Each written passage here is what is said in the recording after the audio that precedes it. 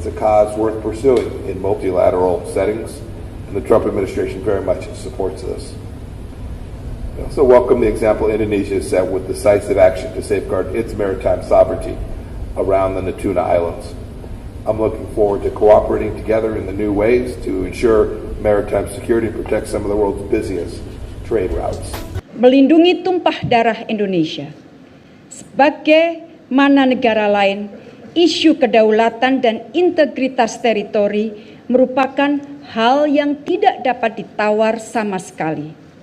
Kedaulatan dan wilayah teritori Indonesia tidak dapat ditawar oleh siapapun juga, kapanpun juga.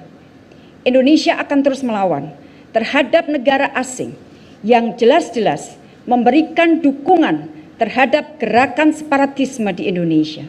Karena hal ini jelas bertentangan dengan hukum internasional dan prinsip piagam PBB. Halo Brand, kembali lagi di Amanda Channel. Para pengamat dari Rudal Dongfeng Kaleng-Kaleng alias China menyatakan khawatir dengan Michael Angel Hui bakal calon potensial kepala Pentagon atau Menteri Pertahanan Amerika Serikat di bawah kepemimpinan Presiden terpilih Joe Biden. Brand. Pasalnya, Forney yang sebelumnya merupakan Wakil Menteri Pertahanan dalam pemerintah Presiden ke-44 Barack Obama menyarankan pasukan Amerika Serikat harus ditempatkan di Laut Cina Selatan untuk mencegah Cina semakin mengklaim perairan tersebut. Brand. Wow, ini bagi negara-negara ASEAN, salah satunya Indonesia, mempunyai keuntungan besar atas terpilihnya Joe Biden. Brand. Karena apa? Menhannya minta dikerahkan alutsista ataupun militer sebanyak-banyaknya merapat ke Laut Cina Selatan. Nah, ini adalah hal yang menarik untuk kita bahas, bukan Brand? Tapi sebelum lanjut, kita dengarkan intro dulu ya, Brand.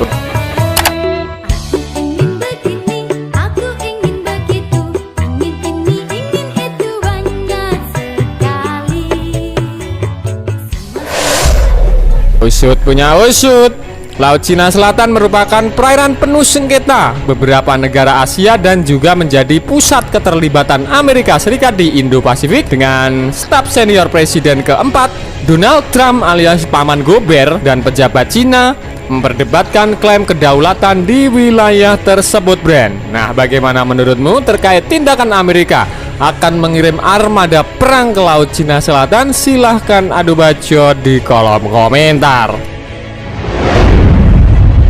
Dalam tulisannya di jurnal Foreign Affairs pada awal tahun 2020, Forney menyerukan peningkatan kehadiran Angkatan Laut Amerika Serikat di Laut Cina Selatan. Dia menyatakan bahwa Washington kehilangan kemampuan untuk melawan agresi militer Beijing alias Rudal Dongfeng Kaleng-Kaleng di perairan yang disengketakan tersebut. Brand. Menhan Amerika terpilih seperti dikutip dari Express UK mengatakan, misalnya jika militer Amerika Serikat memiliki kemampuan untuk secara kredibel mengancam untuk menenggelamkan semua kapal militer, kapal selam dan kapal dagang Cina di Laut Cina Selatan dalam waktu 72 jam, para pemimpin Cina mungkin berpikir dua kali sebelumnya, katakanlah meluncurkan sebuah blokade atau invasi Taiwan.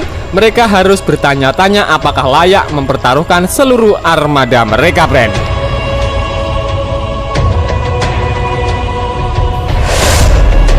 Perempuan kelahiran tahun 60-an ini, Brand, juga belum lama ini menegaskan kembali sikap anti komunis Cina dan keinginannya untuk mempertahankan Amerika yang lebih kuat di Indo-Pasifik, menghadirkan militer yang tentunya bukan kaleng-kaleng sarden. Brand.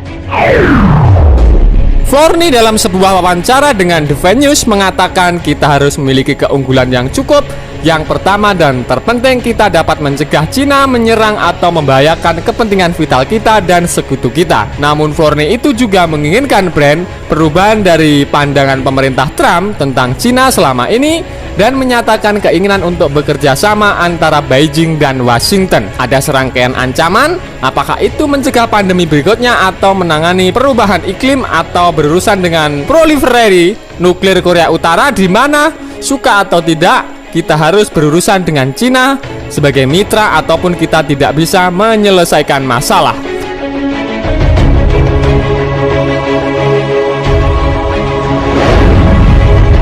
Para pengamat terutama Cina, menolak proposal Forni untuk kehadiran besar Angkatan Laut Amerika Serikat di Laut Cina Selatan, Brand, mengatakan Cina siap untuk membalas jika Amerika Serikat secara besar-besaran meningkatkan kehadirannya di perairan tersebut. Wow, betapa serunya, Brand, jika Amerika dan Cina di bawah kepemimpinan presiden terbaru yakni Joe Biden adu bacot di Laut Cina Selatan. Pokoknya pasti ngeri-ngeri sedap. Bagaimana menurutmu jika benar Amerika mengirimkan armada dan menghabisi Cina kurang dari 72 jam, Brand? Silahkan adu bacot di kolom komentar.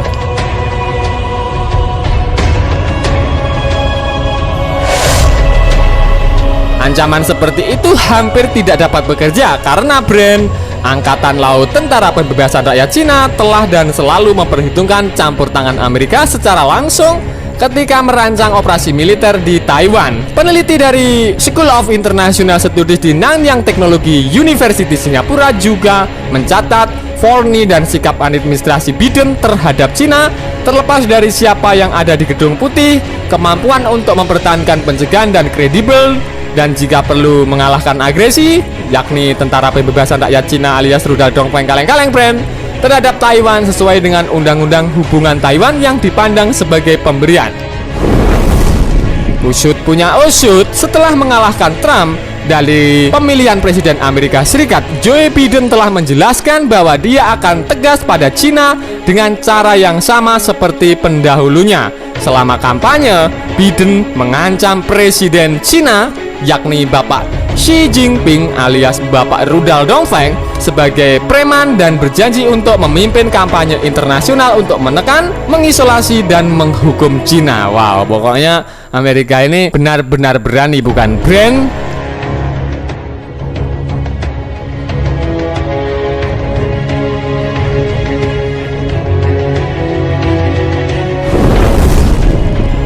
Biden juga bersikap tegas dalam penilaiannya terhadap penahanan dan perlakuan Cina terhadap Muslim Uighur yang dianggap sebagai kegiatan genosida. Tetapi Biden juga diharapkan mengejar kepentingan nasional Amerika Serikat dan berkolaborasi dengan Cina dalam kebijakan perubahan iklim.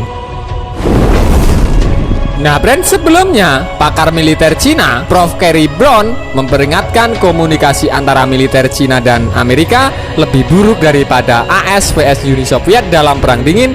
Konflik adalah kemungkinan yang sangat nyata, Brand, di bawah kepemimpinan Joe Biden. Benar-benar konflik atau dapat terjadi, yang Anda butuhkan hanyalah satu pemicu atau lainnya untuk menciptakan rantai ketegangan. Pokoknya adu bacot antara Amerika dan Cina ini diperkirakan akan semakin berbahaya, Brand.